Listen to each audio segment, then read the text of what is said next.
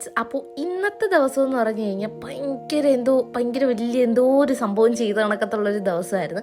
കാരണം ഇന്ന് എൻ്റെ ഒരു ആഗ്രഹം നടത്താനായിട്ട് പോവാണ് കേട്ടോ.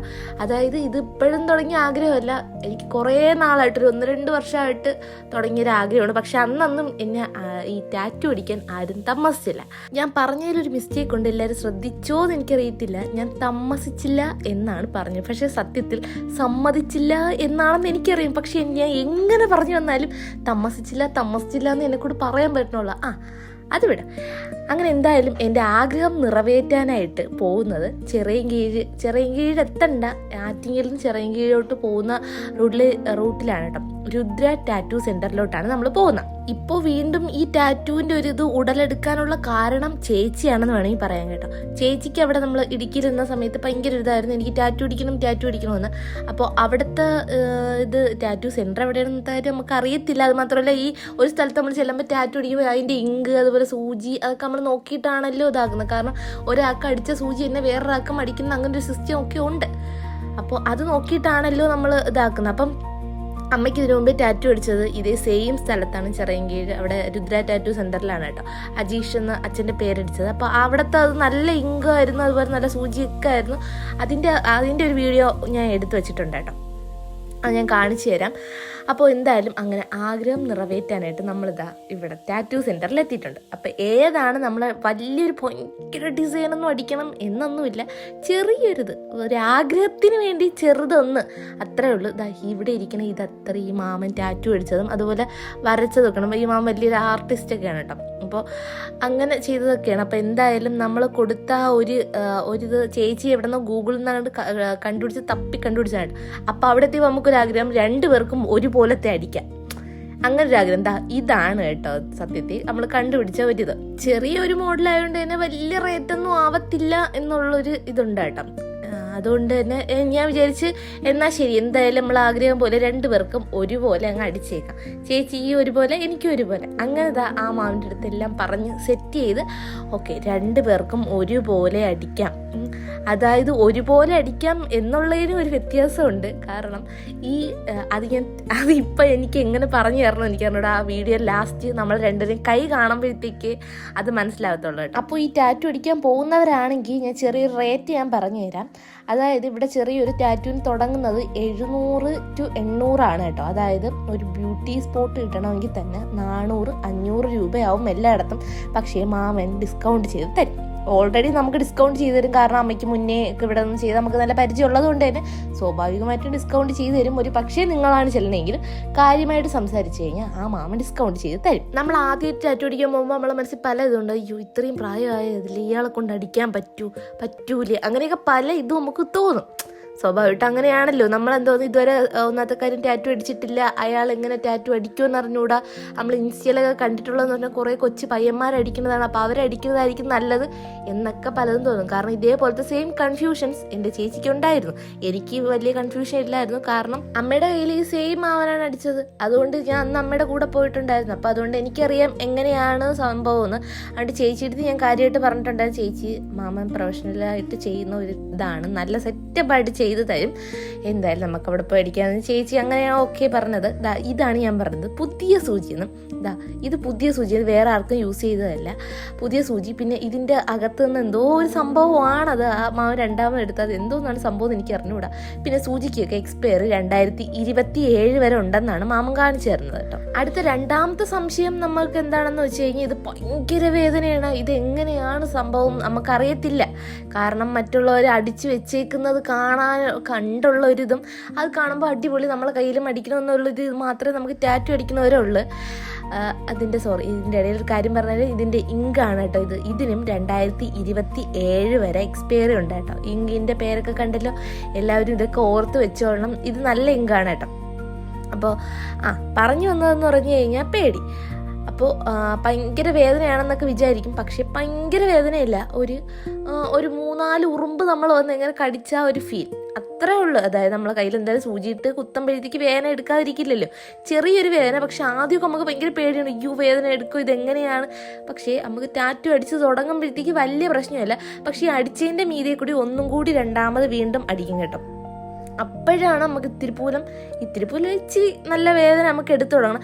എന്തായാലും നമ്മൾ ഗേൾസാണ് അടിക്കാൻ പോകുന്നത്. ഞാൻ അവരുടെ അടുത്തൊരു കാര്യം പറഞ്ഞുതരും. എന്തായാലും പീരീഡ്സിൻ്റെ അത്ര വേദന നമുക്ക് എന്തായാലും ഇതിനെടുക്കത്തില്ല കേട്ടോ. പിന്നെ ബോയ്സ് ആണ് അടിക്കാൻ പോകുന്നതെങ്കിൽ നിങ്ങളടുത്ത് എനിക്ക് എങ്ങനെ വേദന പറഞ്ഞു തരണം എന്ന് എനിക്ക് അറിഞ്ഞൂടെ. 3-4 ഉറുമ്പ് കടിക്കുന്ന വേദന അത്രേ ഉള്ളു. എനിക്ക് തോന്നുന്നു ഇത്തിരി ഗേൾസിനായിരിക്കും ഇച്ചിരി കൂടി പേടിയൊക്കെ കൂടുതൽ. ബോയ്സിന് അത്ര വലിയ പേടിയൊന്നും കാണത്തില്ല എന്നാണ് എൻ്റെ ഒരു ഇത്. എന്തായാലും എനിക്ക് ഇത്തിരി പേടിയുണ്ടായിരുന്നു കേട്ടോ. സൂചിയാണല്ലോ എന്നുള്ളൊരിത് എനിക്ക് ഇത്തിരി പേടിയുണ്ട്. പക്ഷേ എനിക്ക് അടിച്ച് തുടങ്ങിയപ്പോഴത്തേക്കാണ് എനിക്ക് അതിൻ്റെ ഇത് മനസ്സിലായി. ആദ്യം ചേച്ചി ഇങ്ങനെ അടിക്കുന്ന കണ്ടപ്പോഴത്തേക്ക് എനിക്ക് അയ്യോ ഇനി അടിക്കണ്ട എന്നൊക്കെ ഉള്ളത്. കാരണം ഇടയ്ക്ക് വെച്ച് ചേച്ചിയുടെ മുഖം ഒന്നങ്ങ് മാറിയായിരുന്നു. കരയോന്ന് വെച്ചാൽ കരയില്ല. എന്തായാലും നമ്മൾ ഈ ടാറ്റു സെൻറ്ററിൽ വന്ന് അടിച്ചാൽ കരയത്തില്ല. പക്ഷേ ഇതിന് മുന്നേ എൻ്റെ കുഞ്ഞ് ഈ കന്യാകുമാരി പോയ സമയത്ത് അവിടെ നിന്ന് അടിച്ചിട്ടുണ്ടായിരുന്നു കേട്ടോ. അന്ന് രക്തമൊക്കെ ഒലിച്ച് വന്ന് കരഞ്ഞു വിളിച്ചെന്നൊക്കെയാണ് എൻ്റെ അമ്മ ഇവിടെ ഒന്ന് പറഞ്ഞു കേട്ടോ. എന്തായാലും അത്രയൊന്നും എന്തായാലും ഇല്ല. ഇത് ഒരു തുള്ളി കണ്ണീര് പോലും നമ്മളെ കണ്ണിന്ന് വരത്തില്ല എന്തായാലും. പക്ഷേ ഒന്ന് പിരിയൊക്കെ ചുടുക്കണം കാണുമ്പോൾ എനിക്ക് തോന്നി ഇത് വേദന കൂടുതലാണ്, വേണ്ട അടിക്കണ്ട, എന്തായാലും അടിക്കണ്ട എന്നൊക്കെ ഉള്ളത്. അതുപോലെ തന്നെ വേറൊരു കാര്യം വെച്ചാൽ പെട്ടെന്ന് അങ്ങോട്ട് കയറി ചെന്നിട്ട് മാമ എനിക്കിത് പെട്ടെന്ന് ഇങ്ങനെ അടിച്ചു തന്നാൽ അടിച്ചിങ്ങി താ മാമ എന്ന് പറഞ്ഞാൽ പറ്റത്തില്ല.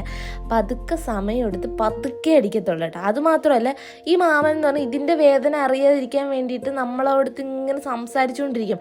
ഒരു ബന്ധമില്ലാത്ത കാര്യങ്ങളായാലും ശരി ഇങ്ങനെ എന്തെങ്കിലുമൊക്കെ ഇങ്ങനെ സംസാരിച്ചുകൊണ്ടിരിക്കും. കാരണം ഇതിൻ്റെ വേദന നമ്മൾ പെട്ടെന്ന് അറിയരുത്. അതായത് വേറൊരാളോട് സംസാരിച്ചുകൊണ്ടിരിക്കുക അല്ലെങ്കിൽ ഫോണിലിങ്ങനെ നോക്കിക്കൊണ്ടിരുന്നത്. പക്ഷെ നമ്മളെ കൊണ്ട് ആ സമയത്ത് എന്നെ കൊണ്ട് ഫോണിൽ നോക്കിക്കൊണ്ടിരിക്കാൻ പറ്റിയില്ല. പക്ഷേ ആ മാമനോട് സംസാരിച്ചുകൊണ്ടിരുന്നപ്പോഴത്തേക്ക് എനിക്ക് ആ വേദന അറിഞ്ഞില്ല. എനിക്ക് തോന്നുന്നു ഞാൻ ഇങ്ങനെ കൂടുതലായിട്ട് എല്ലായിടത്തും ചെറപറ കിടന്ന് സംസാരിക്കും. അതുകൊണ്ടായിരിക്കാം, മേ ബി അതായിരിക്കാം അതിൻ്റെ ഒരു റീസൺ എന്നാണ് എനിക്ക് തോന്നുന്നത്. എന്തായാലും ചേച്ചി ഇങ്ങനെ ഇതാക്കുന്ന കാണുമ്പോഴത്തേക്ക് ചെറിയൊരു വേദനയൊക്കെ നമുക്ക് ഞാൻ ഇത്ര പറഞ്ഞാലും നിങ്ങൾക്ക് തോന്നും വേദന ഇല്ലെന്ന് വെച്ചാൽ വേദനയുണ്ട്, വേദനയൊക്കെ ഉണ്ട്. ഭയങ്കര വേദന അല്ല എന്ന് മാത്രമേ ഉള്ളൂ. അതുപോലെ ഈ ടാറ്റു അടിക്കുക എന്നുള്ള ആഗ്രഹം, അങ്ങനെയൊക്കെയുള്ള ആഗ്രഹം നമ്മളിങ്ങനെ വെച്ചുകൊണ്ടിരിക്കരുത്. ഞാൻ തന്നെ ഇത്രയും വർഷം എടുത്തു. പിന്നെ ഒരു കാര്യം, എൻ്റെ ഈ ഡെലിവറി ഒക്കെ കഴിഞ്ഞ് വന്ന് അതുപോലെ തന്നെ അമ്പൂട്ടിന് അപ്പോൾ എനിക്ക് ഇതിനിടെ ഒരു ഭയങ്കര സംശയം ഉണ്ടായിരുന്നു. എൻ്റെ അടുത്ത സംശയം എന്ന് പറഞ്ഞു കഴിഞ്ഞാൽ ഞാൻ എന്തായാലും ഫീഡ് ചെയ്യുകയാണ്. അപ്പോൾ ആ ഒരു പേടി ഉണ്ടായിരുന്നു. എന്തായാലും അമ്പൂട്ടിന് 6-7 മാസമായിട്ടാണ് ഞാൻ ടാറ്റു അടിക്കാനായിട്ട് പോകുന്നത്. ഒരു പക്ഷേ എന്തെങ്കിലും പ്രശ്നം ഉണ്ടെങ്കിൽ, പക്ഷേ ഞാൻ ഈ മാമനോട് ചോദിച്ചപ്പോഴത്തേക്ക് പറഞ്ഞ് കറക്റ്റായിട്ട് കാര്യം പറയുന്നത് വേറെ പ്രശ്നങ്ങളൊന്നും ഇല്ല. അതായത് ഇതിങ്ങനെ തൊലിപ്പുറത്താണ് ചെയ്യുന്നത്, ഒരിക്കലും ഉള്ളിൽ കൊള്ളത്തില്ല, തൊലിപ്പുറത്ത് മാത്രമേ ഇങ്ങനെ കൊള്ളത്തുള്ളൂ കേട്ടോ. അപ്പം ആ ഒരു കാര്യം ക്ലിയറാക്കി തന്നിട്ടുണ്ടായിരുന്നു. ഇതാണ് ചേച്ചി അടിച്ച ഫസ്റ്റ് ടാറ്റു. അപ്പോൾ ഇനി അടുത്തത് ഞാൻ അടിക്കുന്നതാണ്. എൻ്റെ ഒരു ഇത് എനിക്ക് ഇത്തിരി ഒരു ഇതുണ്ട്. കാരണം ഫസ്റ്റ് എൻ്റെ കൈ ഇങ്ങനെയാണ് ഇരിക്കുന്നത്. ഇത് ഇനി ടാറ്റു അടിച്ച് കഴിഞ്ഞിട്ട് എങ്ങനെയാണെന്ന് ഞാൻ കാണിച്ചു തരാം. ഇനി ഞാൻ ഇതൊന്നുമല്ല വേറൊരു കാര്യം പറഞ്ഞത് നമ്മുടെ ആഗ്രഹത്തിനെ പറ്റിയാണ്. കാരണം ഒരാഗ്രഹമുണ്ട്, അത് എനിക്ക് പൈസ ആയിട്ട് ഞാൻ പിന്നെ ചെയ്യാം, അല്ലെങ്കിൽ ഇനി അതെനിക്ക് ചെയ്യാം, ഇപ്പോഴൊന്നും പറ്റത്തില്ലല്ലോ, അല്ലെങ്കിൽ അമ്മ പൈസ തരട്ടെ, അച്ഛൻ പൈസ തരട്ടെ, അല്ലെങ്കിൽ ഭർത്താവ് പൈസ തരട്ടെ, ഇങ്ങനെയൊക്കെ നമ്മൾ നോക്കിക്കൊണ്ടിരുന്ന സത്യം പറഞ്ഞാൽ അതിനേ സമയമുള്ളൂ. നമ്മൾ നമുക്കായിട്ട് പൈസ കണ്ടുപിടിച്ച് നമ്മൾ പോയി നമുക്കൊരാഗ്രഹം ഉണ്ടെങ്കിൽ അത് നമ്മൾ പോയി ചെയ്യണം. ഒരിക്കലും അത് ഇവരാരെയും ഇത് ആക്കിയിട്ട് ഞാൻ അടിക്കട്ടെ എല്ലാവരുടെയും ചോദിച്ച് പറഞ്ഞൊക്കെ നിൽക്കാൻ ഒരുപാട് സമയമുള്ളൂ. സാധാരണ സ്വാഭാവികമായിട്ടും വീട്ടിലൊന്നാമത്തെ കാര്യം അച്ഛന്മാർ താമസിക്കില്ല. സാധാരണ അങ്ങനെയല്ലേ നമ്മളെ വീട്ടിലൊക്കെ. എൻ്റെ അച്ഛൻ്റെ അടുത്ത് ആദ്യം പറഞ്ഞപ്പോൾ അച്ഛൻ പറഞ്ഞു വേണ്ട എന്നാൽ ഇപ്പോഴല്ല ആദ്യം പറഞ്ഞത്. പക്ഷേ ഇപ്പം ഞാൻ കല്യാണം കഴിഞ്ഞപ്പോഴത്തേക്ക് പിന്നെ ഞാൻ എൻ്റെ ഹസ്ബൻഡിനോട് ഞാൻ ഇത് അടിക്കാൻ പോകുന്ന സമയത്ത് സത്യം പറഞ്ഞാൽ അവിടെ ഞാൻ ടാറ്റു സെൻറ്റർ ചെന്നിട്ടാണ് അറിയണത്. അല്ലാതെ അതിന് മുന്നേ അതായത് എനിക്ക് ഭയങ്കര ഇഷ്ടമായിരുന്നു ഞാൻ അടിക്കാനായിട്ട്. ഞാൻ അവിടെ പോയി ടാറ്റു അടിക്കാൻ നേരത്ത് പറഞ്ഞത്രേ ഉള്ളൂ. പക്ഷേ എനിക്കിതിനെക്കാട്ടി വലിയൊരു ആഗ്രഹമുണ്ട്, ഒരു കപ്പിൾ ടാറ്റു അടിക്കാനായിട്ട്. അത് ഞാൻ ഇവിടെ മാമിൻ്റെ അടുത്ത് പറഞ്ഞിട്ടുണ്ട് കേട്ടോ, എനിക്കൊരു കപ്പിൾ ടാറ്റു അടിക്കണം. ഇപ്പോൾ എന്തായാലും വിജയ് ആർമിയിലല്ലേ, അപ്പോൾ അവിടെ നിന്ന് റിട്ടയർഡായി വന്നിട്ട് മതി എന്തായാലും. അതിന് മുന്നേ വേണമെന്നില്ല. കാരണം അവിടെ ഈ ടാറ്റുവിൻ്റെ ചില സ്ഥലത്ത് പ്രശ്നമുണ്ട്. അപ്പോൾ അങ്ങനെ ഒരു ഇതുള്ളതുകൊണ്ട് വേണ്ട, എന്തായാലും വിജയ് ഇവിടെ റിട്ടയർഡായി വന്നിട്ട് അടിക്കാം എന്നുള്ളൊരു ഇതിലാണ് കേട്ടോ പറഞ്ഞതും. ഇപ്പോൾ എന്തായാലും ഇവിടെ റെഡ് മഷി അടിച്ചത് എനിക്ക് സത്യം പറഞ്ഞാൽ ഭയങ്കര ഇഷ്ടപ്പെട്ടു. ആദ്യം ഞാൻ പറഞ്ഞു വേണ്ട, എനിക്ക് റെഡ് മഷി വേണ്ട, എനിക്ക് എന്തോ ആദ്യം അതിൽ ചേരൂലെന്ന് തോന്നി. പക്ഷേ സത്യത്തിൽ റെഡ് മഷി അടിച്ചപ്പോൾ നല്ല രസം ഉണ്ടായിരുന്നു കേട്ടോ. അവസാനത്തെ ഒരു ഇതാ ഇങ്ങനെയാണ് ഈ അവസ്ഥ. ഇങ്ങനെയല്ല, ഞാൻ അത് നമ്മുടെ രണ്ടുപേരെയും കൈ ഞാൻ കാണിച്ചു തരാം കേട്ടോ. കാണിച്ചു തരുമ്പോഴേ മനസ്സിലാവത്തുള്ളൂ അതെങ്ങനെയാണെന്ന്. അപ്പോൾ നിങ്ങൾക്ക് ഇഷ്ടപ്പെട്ടത് ഇപ്പോഴും തന്നെ ഒന്നും നോക്കണ്ട, ഇപ്പം തന്നെ ക്രോമിൽ കയറിയിട്ട് ജസ്റ്റ് ടാറ്റു, സിമ്പിൾ ടാറ്റൂസ് എന്നൊക്കെ അടിക്കുമ്പോൾ തന്നെ കുറേ ഡിസൈൻസ് വരും. ഏതെങ്കിലും ഡിസൈൻ നോക്കുക, നമ്മുടെ പൈസ അനുസരിച്ച് പോയി അടിക്കുക. എന്തായാലും 1000 രൂപയ്ക്ക് ഇങ്ങനത്തെ ചെറിയ ഡിസൈൻസൊക്കെ 1000 രൂപയ്ക്കകത്തേ ആവത്തുള്ളൂ. 1000 രൂപ നമ്മളെക്കൊണ്ട് എങ്ങനെയാലും സംഘടിപ്പിക്കാൻ പറ്റുന്നതുള്ള ഒന്നേ ഉള്ളൂ. അപ്പോൾ അത് അവസാന ലുക്ക് ഇങ്ങനെയാണ് കേട്ടോ. ഇങ്ങനെയാണ് അപ്പോൾ നമ്മൾ രണ്ടുപേരും ഒരേപോലെ അടിച്ചത്. അപ്പോൾ ലൊക്കേഷൻ വരുന്നത് Attingal Chirayinkeezhu road Rudra tattoo centre ആണ് കേട്ടോ. അപ്പോൾ പോവാൻ ആഗ്രഹിക്കുന്നവർ ജസ്റ്റ് ഒന്ന് ഗൂഗിൾ മാപ്പ് ചെയ്താൽ മതി, കിട്ടും. അപ്പോൾ എന്തായാലും പോയിട്ട് തിരിച്ചു വരുന്ന വഴിക്ക് ചേച്ചിക്ക് ഒന്ന് ജസ്റ്റ് സ്റ്റുഡിയോ കയറുമെന്ന് പറഞ്ഞിട്ടുണ്ടായിരുന്നു. ആറ്റിങ്ങൽ സ്റ്റുഡിയോ ഇല്ലാത്തത് കൊണ്ട് തന്നെ നമ്മൾ അവിടെ നിന്ന് കറങ്ങി തിരിഞ്ഞ് നേരെ വെഞ്ഞാറമൂട് വന്നിട്ടുണ്ട് കേട്ടോ. അപ്പോൾ വെഞ്ഞാറമൂട് സ്റ്റുഡിയോയിലും കൂടി ഒന്ന് ജസ്റ്റ് കയറിയിട്ട് അവിടെ ജസ്റ്റ് ഒന്ന് ചേച്ചിക്ക് 2-3 ഡ്രസ്സൊക്കെ നോക്കണമായിരുന്നു. അപ്പോൾ അതും ജസ്റ്റ് ഒന്ന് നോക്കി എന്നിട്ട് നേരെ തിരിച്ച് വീട്ടിൽ പോകാനായിട്ടുള്ളൊരു പ്ലാനാണ് കേട്ടോ.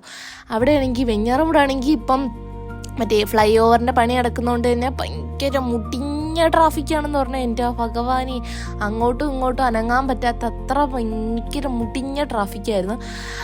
എന്തായാലും സ്റ്റുഡിയോയിൽ വന്ന സ്ഥിതിക്ക് ഭയങ്കര വലിയ പർച്ചേസ് ഒന്നും നടത്താൻ ഞാൻ അങ്ങനെ നിന്നില്ല. കാരണം എനിക്ക് തോന്നുന്നു ഞാൻ ഈ ഇടയ്ക്കാണ് സ്റ്റുഡിയോയിൽ വന്നത്, അതുകൊണ്ട് തന്നെ എനിക്ക് തോന്നുന്നു ഇപ്പോൾ വലിയ കളക്ഷനൊന്നും അങ്ങനെ വലുതായിട്ടില്ല.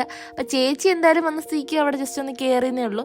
അപ്പോൾ ഞാൻ എപ്പോഴും പറയുന്നത് പോലെ ലൈക്ക് ചെയ്യാതെ ആരെങ്കിലും കാണുന്നവരുണ്ടെങ്കിൽ ജസ്റ്റ് ഒന്ന് ലൈക്ക് ചെയ്യാനും എന്നെ സപ്പോർട്ട് ചെയ്യാനും മറക്കരുത്. അതുപോലെ നിങ്ങളുടെ എന്ത് അഭിപ്രായം വേണമെങ്കിലും എന്നെ കമൻ്റായിട്ട് അറിയിക്കാവുന്നതാണ്.